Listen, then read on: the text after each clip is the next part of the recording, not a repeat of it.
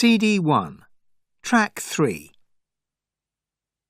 To continue our series on famous firsts, if you ask a Brazilian who first flew an aeroplane, she'll tell you it was Alberto Santos Dumont.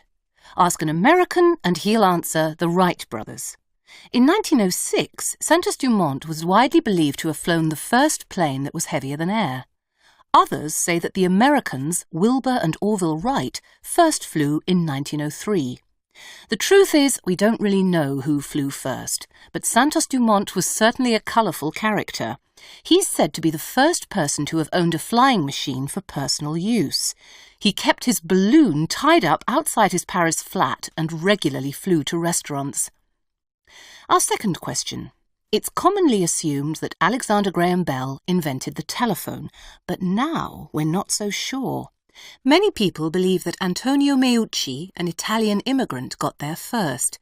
And in 2003, files were discovered which suggest that a 26-year-old German science teacher, Philip Reis, had invented the phone 15 years before Bell. Now, who was the first to the North Pole? In 1908, Dr. Frederick Cook said he'd done it, but it's commonly believed that he lied and that a man called Robert Peary made it first. There are others who claim that neither of them reached the North Pole. The light bulb. It's widely asserted that Edison invented it, but we don't really know for sure. Edison based a lot of his inventions on other people's ideas. Also, he worked with a team, and he never shared the credit.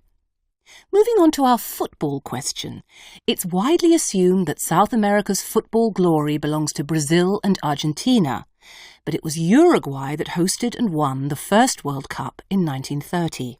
They beat Argentina 4-2 in the final in front of 93,000 people in Montevideo. The cheering of the crowd is said to have been the loudest noise ever heard in Uruguay.